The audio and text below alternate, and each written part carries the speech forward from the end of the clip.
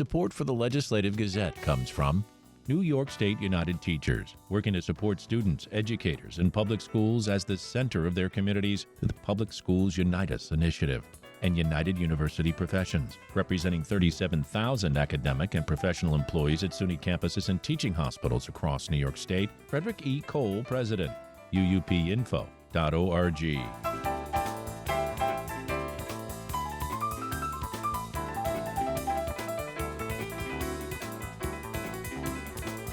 The last couple of days of the legislative session have been dominated by a growing rift between Governor Kathy Hochul and some top Democratic state lawmakers over the governor's decision to halt congestion pricing in New York City. The Legislative Gazette's Karen DeWitt reports. Lawmakers have agreed to a measure to reduce plastic packaging by 30% over the next dozen years, and they were prepared to vote on a bill to ban algorithms on children's social media feeds and prevent big tech companies from collecting kids' data. But those items were overshadowed by Hochul's decision on Wednesday to pause indefinitely the June 30th implementation date of congestion pricing in New York City.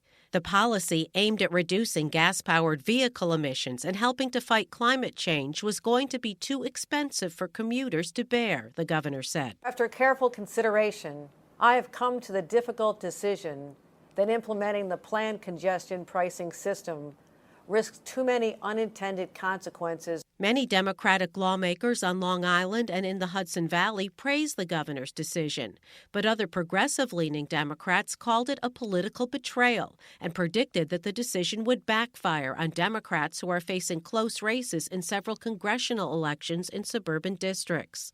The governor's announcement angered one of the most powerful Democratic women in the legislature, Senate Finance Committee Chair Liz Krueger. She represents a district in Manhattan where the toll gantries have already been set up to impose the $15 fee and where her constituents welcome the change. She's got to reverse herself on this. This is a terrible decision. Krueger says the reversal came as a shock, especially after the governor just last month highlighted New York's commitment to fighting climate change at a climate crisis summit held by Pope Francis. She just went to the Vatican to talk about her commitment to climate change. I don't think this was part of the discussion with the Pope, that she was going to reverse herself on one of the most important environmental decisions that we were counting on. Krueger says she believes there is grounds for a lawsuit against Hochul's decision, but could not say who might bring legal action. The governor, who has not spoken publicly since her pre-recorded announcement, is also proposing a payroll mobility tax. It would be imposed on New York City businesses, and it would make up for the $1 billion a year that congestion pricing was to have brought in to finance the MTA. Senator Krueger says there is not enough support among Senate Democrats to approve a new tax on businesses. Senate Deputy Majority Leader Mike Gianaris also condemned the governor's decision. He says the legislature could act to authorize that the $1 billion gap be filled later in an unspecified way. But he says the payroll tax for businesses is dead on arrival. I think it's safe to say the idea of a payroll mobility tax just for New York City is something that we think is a horrible idea. Gianaris says with just hours left to go in the session, it's too late to hash out any type of complicated refinancing bill. The dispute delayed voting on final bills. As a result, lawmakers are expected to go into the weekend to finish their business before adjourning for the year. In Albany, I'm Karen DeWitt for the New York Public News Network. Meanwhile, New York Governor Hochul's announcement this week of an indefinite pause for the state's congestion pricing program has Hudson Valley officials celebrating the news. The Legislative Gazette's Lucas Willard with that story. Less than a month before the already delayed June 30th implementation, Hochul released a recorded video message. I have come to the difficult decision that implementing the planned congestion pricing system risks too many unintended consequences for New Yorkers at this time. The Democrat said while the idea behind the 2019 law was to encourage New Yorkers to use public transit, she said the economic recovery from the pandemic shutdowns is by no means complete. Hours before Hochul's announcement confirming reports that she would reverse her position, the New York League of Conservation Voters rallied to keep the toll hikes in place. NYLCV New York Policy Director Pat McClellan is disappointed by the news. The worry for us is that This indefinite delay is going to turn into a de facto cancellation of the policy altogether. And I think that would be a disaster for the MTA, for public health in the region, for New York's climate goals. So, it's a pretty unhappy day all around for us. But local public officials from both sides of the aisle are celebrating. James Skoufis is a Democratic state senator who represents most of Orange County in Albany. He said his constituents don't have a viable alternative to driving into Manhattan. So to charge them $15 on top of a $15 George Washington Bridge toll, on top of $20 round-trip gas, $50 to be able to get to New York City, the privilege of visiting Manhattan is an outrage. And so I'm delighted for today's news that there's an indefinite pause. Last month, a report by State Comptroller Tom DiNapoli found the MTA's funding issues could pressure the authority's capital plan. The Democrats said delays surrounding the congestion pricing implementation slowed down capital work, and funding for capital projects and improvements dropped from a pre-pandemic average of $7.1 billion to a commitment of less than $3 billion. Skoufis is among a number of lawmakers saying the MTA should first look inward to address its funding woes. Governor Hochul said the state is exploring its options. Given the lawsuits and many other attacks on this process, we've already had to prepare for the possibility that congestion pricing could be delayed. We have set aside funding to backstop the MTA capital plan and are currently exploring other funding sources.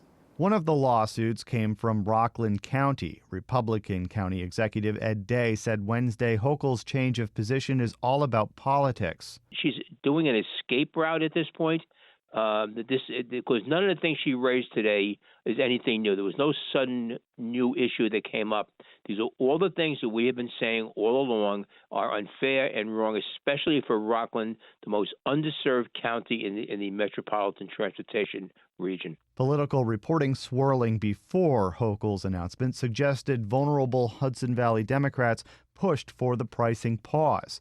Speaking with WAMC, Congressman Pat Ryan, a Democrat from the 18th District and a former Ulster County executive, denied the about-face was politically motivated. I've been talking about this literally since my first day on the job, and it's all been informed by the outrage and frustration of my constituents. That's not political, that's not Republican, that's not Democrat, that's working people and working families. It's cops, firefighters, teachers, folks who, union workers who have to go into the city for work to provide for their family, who have from the beginning been very upset, rightly, about this plan. Ryan says a new concept is needed and suggested there must be discounts for public servants commuting into Manhattan, among other facets. Many Democrats who control the state legislature said they were outraged by Hochul's move, which came in the waning hours of the legislative session. For the Legislative Gazette, I'm Lucas Willard.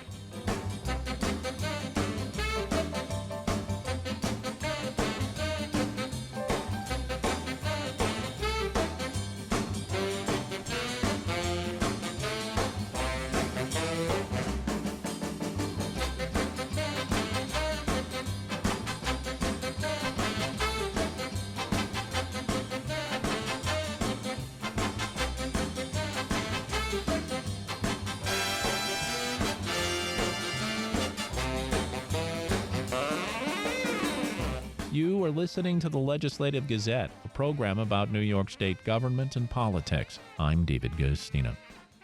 This week I sat down with Teresa Roth. She's the executive director of the New York State Children's Alliance. I spoke with Teresa about the organization's mission. The work is very collaborative, so it empowers all of these people with all these expertise to come together for a mission that is easy for everyone to agree on, which is the safety and recovery of a child who's been abused. So working for a child advocacy center really enforced my devotion to the work of child advocacy centers and when the opportunity to join NISCA arose, I was really interested in it. The idea of being able to support child advocacy centers statewide really appealed to me. And just a few months in, I can say that I feel like I made the right decision and I'm really enjoying my job. That's great. It's incredible work the more I read about it. And I guess that's the thing. People, including myself, who is tasked to be informed on everything possible, wasn't as informed as I should be. And what prompted me to reach out to you, we're speaking with Teresa Roth, Executive Director of the New York State Children's Alliance, is an article I read in the Albany Times-Union. And here's the headline. This will put a face on the issue for many. New York had hundreds of confirmed abuse cases in public schools last year. A kindergarten teacher in Brooklyn made her students carry a bin of blocks up and down stairs as punishment. A high school math teacher in a Buffalo suburb used a wooden meter stick to hit female students on their legs. A teacher's aide in a school near Ithaca pulled a child's hair so they would, quote, know what it felt like. In other places, public school educators engaged in sexually explicit conversations with students, verbally disparaged them, held them in excessive restraints, pushed, punched, slapped, and spanked them. Now, this is the part that I think the next line that captures what most of us probably think and don't realize. Corporal punishment and child abuse are illegal in New York, and it was made explicit in a new law signed by Governor Kathy Hochul in October that rules also apply to all schools. But I think most people think, well, corporal punishment was outlawed, so that can't be happening in the state schools, but that's happening in more. And you're in this article as well, quoting just what your organization does, this holistic approach to trying to help young people. Yes.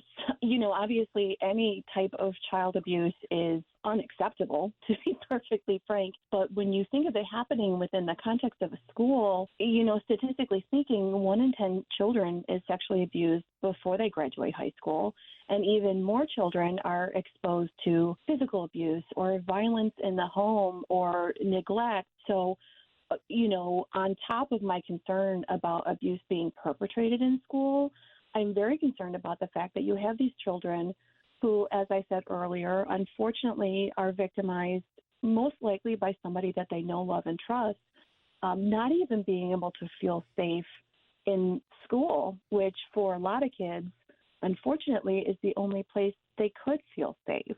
So, as I said, it's alarming that this happens in school, but especially disappointing because the school should be a safe place for children, especially those who don't feel safe at home. Well, let's bring in the mandated reporter part of this, because employees of the school, the public schools, all schools now, I guess, are mandated reporters. If they see symptoms of child abuse or suspect child abuse, they need to report it. And in the article, it pointed out that many of the schools that may have problems often are the ones that don't report a lot. Their numbers are way down, and that's what raises suspicion, not the schools that seem to be reporting what would be average numbers, I guess. Yes, and, it's very difficult, I alluded to it in the article, to know for sure whether a school with low reports have low reports because they're doing a very good job of ensuring the safety of their students, or if, unfortunately, there's a reluctance to make a report. And, in that case, a school with a low rate of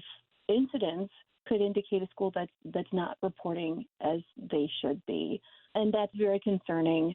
In addition to the fact that children who are at risk of any kind of abuse are often at risk of all kinds of abuse. So children at higher risk of abuse, for example, who have a disability or mental health diagnosis, not only are they higher risk for being abused outside of school, they're a higher risk for being abused inside of school. So unfortunately, the kiddos that don't have a good support system at home might not even be able to come home and say, my teacher did this and it hurt me or it scared me, which is kind of a compounding issue where, I'm envisioning children I've worked with over the years that really have no safe haven.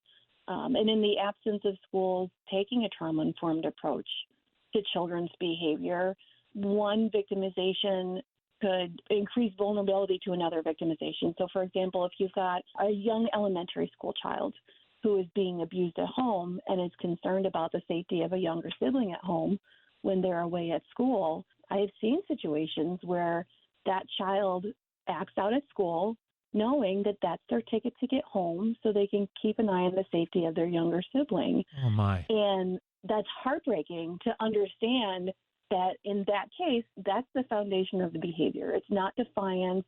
It's not, an unwillingness to learn. It's not a dislike for school or their teacher. This poor little child is in a situation where they feel an obligation to protect a younger sibling and know that certain behaviors are going to get them removed from school for the day. So I think it's really important that schools take a trauma-informed approach to children's behaviors, not in a way that excludes a child from consequences, because obviously you need to maintain order for the safety of other children and staff and for a productive learning environment. But, if the approach first is to ask what happened to this child before asking what's wrong with this child, that sets up a very good foundation for really being able to meet children where they're at and to meet their needs and provide them structure and sometimes consequences in a way that are going to be productive and are less likely to create further harm.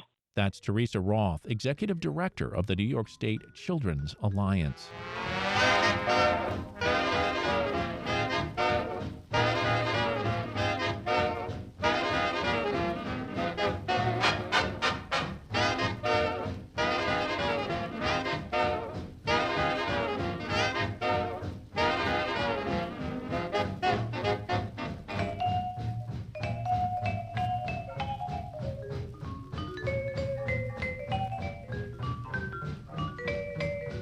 You are listening to the Legislative Gazette, a program about New York State government and politics. I'm David Gostina.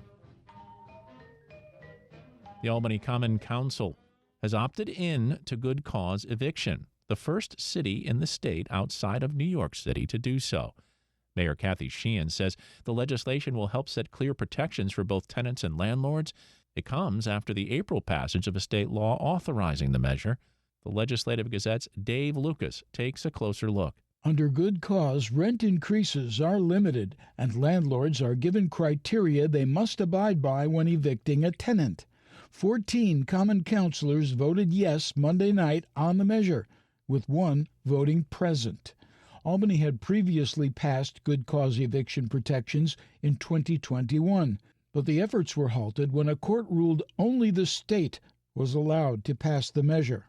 Albany Common Council member Alfredo Ballerin of Ward 11, who introduced the opt-in resolution, is himself a landlord. It's going to be beneficial for both landlords and tenants is because if you're a landlord and you own in a neighborhood where you've been surrounded by other landlords that are not taking care of their property and are not being good stewards of their assets, this will encourage them to make improvements to their property. It will encourage their tenants to not be fearful of asking for improvements, which will bring everybody's property values up, as well as tenants and homeowners' quality of life experience up.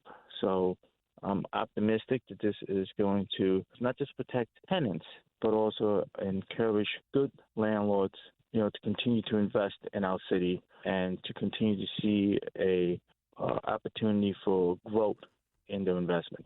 Kenyon Ryan, Executive Director of United Tenants of Albany, says rents rose 30% citywide from 2011 to 2022. Our Common Council understands the relevance and importance of good cause eviction and kind of remains on the front line in that fight.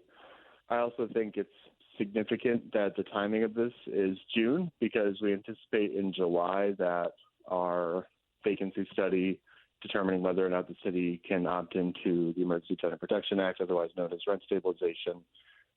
Those numbers should come out in July as well. Ryan says the law applies to tenants renting from landlords who own more than one unit in the state. Eligible tenants must be living in homes that are not owner-occupied, built prior to 2009, and rent for below 345% of fair market rent. He adds that tenants can expect an annual rent increase of no more than 10%. Connor Gillis addressed counselors on behalf of the Greater Capital Association of Realtors, saying the group has concerns about the impact on the rental housing market in the city. Decisions over whether a tenant gets to stay beyond the terms of the lease will be left to a court, requiring property owners to go to great lengths and expense to demonstrate good cause for eviction. Gillis contends good cause will result in perpetual residential leases, undermining private property rights. Again, Ryan. Landlords are now going to realize that good cause eviction is back in effect, but I think also probably a lot of them saw it coming, considering that Albany's the first to pass it. It'll be really interesting to see how other cities deal with this, though, because Albany kind of already had this, by definition, kind of alignment on being progressive on housing. It will be interesting to see what other municipalities opt into good cause eviction now that it's completely legal, and how they respond to landlord concerns. The cities of Kingston and Ithaca are expected to opt in soon. For the Legislative Gazette, I'm Dave Lucas.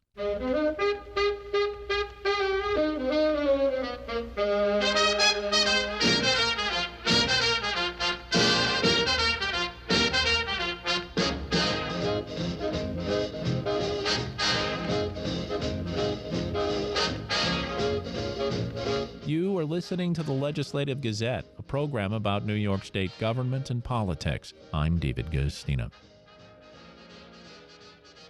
Riverkeeper is expanding its fleet with the launch of a new boat designed to increase water testing on the Hudson River. The Legislative Gazette's Jesse King reports.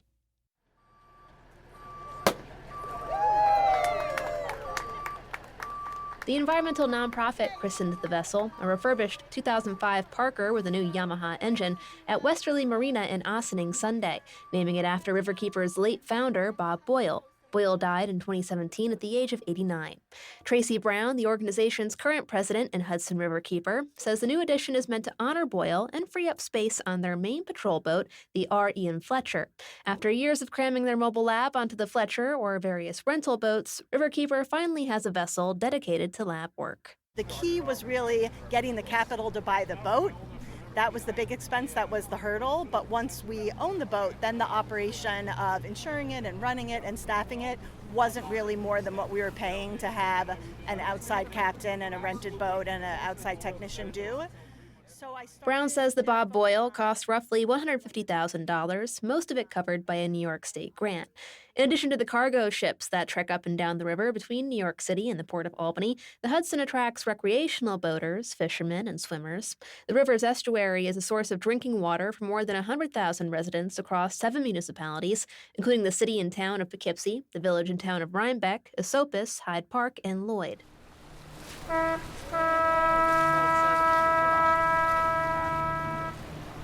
So what exactly is the Bob Boyle testing for? Well, Science Director Shannon Roback says Riverkeeper monitors things like water temperature and salinity. But mainly the new boat tests for Enterococcus, a class of fecal bacteria used by the EPA to measure sewage contamination. Rock and roll. Captain John Lipscomb takes me aboard the Bob Boyle for a quick tour of its lab. Every month since 2008, Riverkeeper has collected and tested water samples from more than 70 sites along the Hudson. Lipscomb says those samples are incubated on deck and divvied up into trays containing several tiny wells. To tell how contaminated a particular site might be, he runs a black light over each tray. The wells with fecal bacteria glow bright blue. And the number of these wells that fluoresce gives you a count. And so then we use this chart. Let me just turn the boat a little so we don't rock too much on this wake. We use this number of small wells, number of large wells, and we can determine the most probable number of Enterococcus per 100 milliliter. Lipscomb says any count above 60 grants the site a beach advisory, meaning it's not safe to swim in. Each site's counts are mapped out monthly on Riverkeeper's website, and you might be surprised what you find. In May, Lipscomb says 10 sites failed testing, and most of the dirtiest sites were not in New York City, but upstate. Nyack failed, 908. The Gowanus Canal, the infamous Gowanus Canal, 74. Just a hair over 60. So the infamous Gowanus Canal, the lower intestine of Brooklyn, I call it, was better than Nyack. To be clear, Lipscomb says Enterococcus is not a serious disease-causing pathogen, but it is sometimes accompanied by bacteria that is. Lipscomb says it's not unusual to see elevated levels in low-volume tributaries compared to giant stretches of river. It's also common for levels to spike in certain areas after heavy rain due to runoff. But the latest NIAC sample was taken during a dry weather run. Lipscomb says he's not really sure why the NIAC levels are so high right now, but he hopes regular tests like these pressure local officials to investigate further. Unlike climate change, where you have to solve the whole thing to solve anything, with water quality on the Hudson, you can fix a source of sewage runoff in one location and improve that location. And then you can focus on another location and improve that location. So it's a manageable challenge. Did you have time to do a spin on the boat? Back on shore, friends and family members used the occasion to remember the vessel's namesake. Bob Boyle was a longtime environmental activist, author, and investigative journalist with Sports Illustrated. He founded Riverkeeper as the Hudson River Fishermen's Association in 1966, and over the next 5 decades took multiple polluters to court. He fought against Con Edison's plans to build a landscape-altering power station at Storm King Mountain, highlighted PCB pollution and its impact on the river's striped bass population, and led efforts to stop the development of the Westway Highway in Manhattan. Lipscomb says Boyle is proof that one person can, in fact, make change in the world. As Boyle's widow, Catherine Bellis Boyle, ceremonially doused the back of the boat with champagne, board member Emmanuel Morlet offered up a toast. We ask that she possess the wisdom, the strength, and resilience of her namesake. May she serve the needs of the river well and always provide safe passage for all the Riverkeeper captains, crews, and guests. Salute. Cheers. Reporting from Ossining, I'm Jesse King.